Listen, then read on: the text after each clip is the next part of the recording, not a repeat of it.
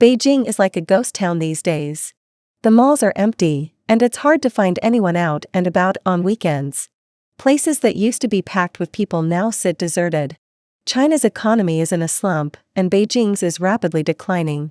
Even Guojia, once bustling with activity late into the night, now closes up before 9. It's like the streets are deserted, with pedestrians almost floating through the air. Once vibrant restaurants now line up rows of empty plastic chairs, and even the wide streets of Dongxiamen are eerily empty. It feels like New Year's Eve, but without the festivities. Even the famous Sanlitun is now desolate.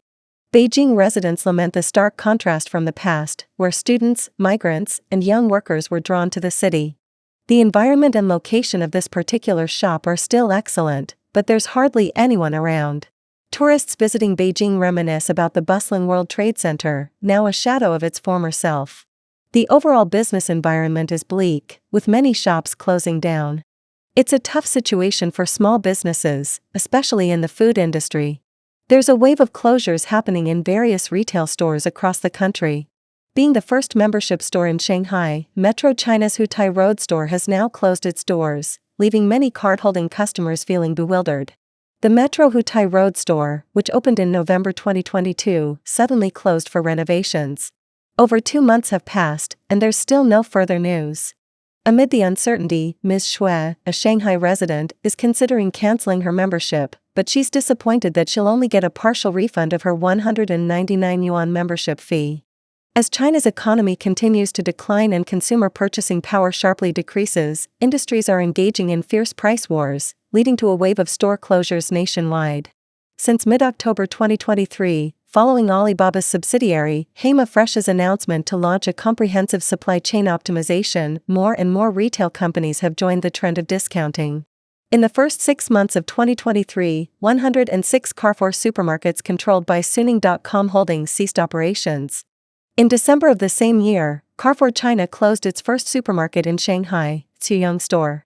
According to incomplete statistics, from January 2023 to the present, at least 13 RT Mart stores have closed or announced closures, affecting several provinces including Hunan, Jiangsu, Hubei, and Sichuan. RT Mart is a large chain retail store from Taiwan. The closure and renovation of the Baoshan Metro membership store means uncertain times ahead. The days of enjoying free parking at Ryuguang while shopping at Metro are now just memories. This physical mega supermarket in Ningbo has finally closed, and the scene on-site is unbearable to witness. The Yiwu Old Labor Market back in the day was truly a bustling scene, with crowds of people jostling to find work. Similarly, in Yiwu, Zhejiang, the labor market is swamped with hopeful job seekers, all converging in hopes of finding employment opportunities. To those contemplating the journey to Yiwu, Zhejiang, it's advisable to think twice. The situation there is already strained, and the influx of additional seekers will only compound the challenges faced by those already struggling to secure work. Guangzhou Labor Market Service Center. In the midst of China's economic downturn, there's a surge of job seekers flocking to the Guangzhou Labor Market Service Center, all eager to land a job. However, upon their arrival, they are met with a harsh reality check: there are simply no job opportunities available. The disappointment and frustration in the air are palpable, especially for migrant workers who lack the means to return home. It's truly disheartening to witness individuals being emotionally crushed by the grim realization of their situation. After traveling from Gansu to Ningxia to find a job, it's been 5 days, and I still haven't had any luck. I've run out of money, and I don't know what to do next. March is almost over, and I'm wondering if everyone's found a job yet. I'm still struggling. They say March and April are the best times to find work, but I've been to a few job fairs and haven't had any luck. It's not that I'm being too picky. It's just that there aren't many options out there. Besides washing dishes, delivering packages, or working as a security guard or cleaner, are these the only jobs available for people like us in our middle years? I refuse to believe it. Some compare me to the character in Kong Yiji who won't give up his old clothes. I find that comparison hard to accept. I come from the countryside, and my parents have high hopes for me. They see me as their pride and joy. After all the years of studying, facing unemployment after just a decade of work and switching from a desk job to manual labor is tough to swallow. It feels like all those years of education were wasted. If I had known, I would have started working sooner. There's a saying that says you can't hire a laborer with 3,000 yuan, but you can hire a college graduate. And it's often true, the college grads rely on the laborers who support them. Sometimes I wonder, what's wrong with our society? Are we not working hard enough? Are we not ambitious or diligent enough? In February, the youth unemployment rate in China rose once again, another sign of China's slow economic recovery. According to data released by the National Bureau of Statistics on March 20, the unemployment rate for urban 16 to 24-year-olds, excluding students, was 15.3% in February, an increase of 0.7% since January. The National Bureau of Statistics of China previously announced on March 18 that the National Urban Survey unemployment rate for February was 5.3%, up 0.1 percentage points from January. Last year, the Chinese government suspended the publication of youth unemployment rate data, citing the need to optimize survey statistics. The statistical method of the Chinese Communist Party to obtain the unemployment rate is rather unique. It only counts registered unemployed individuals with urban household registration, and those who are not registered are not counted as unemployed.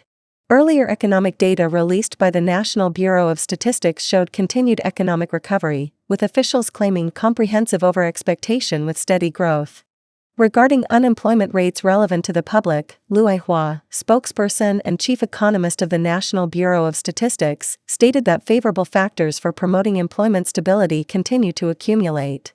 The government strengthens policies and measures to promote youth employment and optimizes employment and entrepreneurship guidance services. Despite the optimistic signals from the authorities, many netizens on Weibo remain unconvinced. They argue that the unemployment rate only counts those who have registered as unemployed and excludes those who haven't, suggesting discrepancies in the data. They emphasize the importance of observing real-life situations rather than relying solely on statistics. Zhang Qing, a Shanghai youth who graduated from a 985 university in June last year, stated that he can only rely on flexible employment as he cannot find satisfactory formal employment. He expressed his helplessness, stating that he should be included in the unemployment statistics, but if people like him were all considered unemployed, the government's reputation might suffer. For Zhang Qing and others claiming to be part of the unemployed population, regardless of changes in statistical methods or optimized data, the reality is that young people cannot find ideal jobs, leading them to embrace a lying flat lifestyle as a do-nothing youth. Under a long-term sense of despair about the future, posts about do-nothing youth have been circulating on WeChat Moments, listing specific lying flat behaviors such as not getting married, not having children, not buying houses, and not investing in the stock market. Zhang Qing joked that while the official emphasis is on economic stability and growth, the younger generation is stable and lying flat and reluctant to stand up. According to statistics from the Chinese Ministry of Education, the number of graduates from regular colleges and universities in China is estimated to reach 11.79 million in 2024, a new high, indicating greater employment pressure this summer. Calvin Lam, a senior Chinese economist at Pantheon Macroeconomics in the UK, stated in written correspondence with Voice of America that China sees approximately 10 to 12 million graduates enter the job market each year. In previous years of good economic growth, private and state-owned enterprises could provide enough job opportunities for them. However, in recent years, with increased regulatory pressure on enterprises and a downturn in the overall economy, it has become increasingly difficult to integrate these new workers into the labor market. The employment landscape mirrors a broader crisis, exemplified by a sweeping wave of closures across various sectors, vividly illustrating the gravity of the economic downturn. Vacant office spaces lining urban streets and a sharp decline in rental rates serve as silent witnesses to the bleakness of our times. The shuttering of once thriving eateries and stores translates directly into lost job opportunities.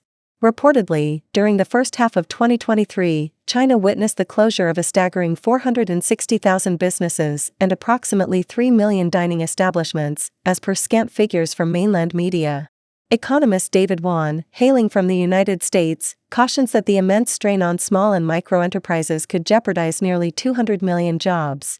These smaller entities, lacking the financial robustness and technological monopolies of their larger counterparts, are particularly vulnerable to economic pressures. Wan further contends that the bankruptcy of these enterprises amid the economic turmoil would have ripple effects, impacting both seasoned professionals and fresh entrants to the job market. Such a scenario threatens to sow significant instability within society. Moreover, given that small and micro enterprises contribute around half of the nation's GDP, their collapse would deal a severe blow to the overall economy. Adding to the woes, the disruption of critical supply chains resulting from these closures is poised to drive up prices, exacerbating the strain on livelihoods and exacerbating economic woes. Forbes China said that the total wealth of the top 100 rich people in China decreased from $907.1 billion last year to 895 billion yuan, a decrease of $12.1 billion. Analysts say that the burst of the real estate bubble, which has long driven economic growth in China, has caused the wealth of high-net-worth individuals with multiple properties to decline even faster. The withdrawal of foreign capital has also dealt a blow to China's economic growth momentum. Chen Songxing, director of the Center for New Economic Policies at Donghua University in Taiwan, said in an interview with Voice of America that, in addition to the slump in China's consumption after the COVID-19 pandemic, companies facing weak consumer demand are unwilling to invest and recruit, resulting in a very high youth unemployment rate. Weak consumption and private investment in China have led to deflation, making it even more difficult for families and businesses to repay their debts, further exacerbating the pressure and becoming an inescapable vicious cycle. He said, of the three drivers of China's economy, exports, consumption, and investment, the only one that has performed relatively well is exports. China's General Administration of Customs announced a 7.1% year-on-year increase in the total value of exports in the first 2 months of this year, but this is due to deflation, resulting in a decline in export prices and a large amount of dumping abroad. He believes that this part may also be difficult to sustain, as countries such as Europe, the United States, and Japan have launched anti-subsidy investigations into some of China's major export products, including electric vehicles and solar components, so the role of exports in driving economic growth may also be limited.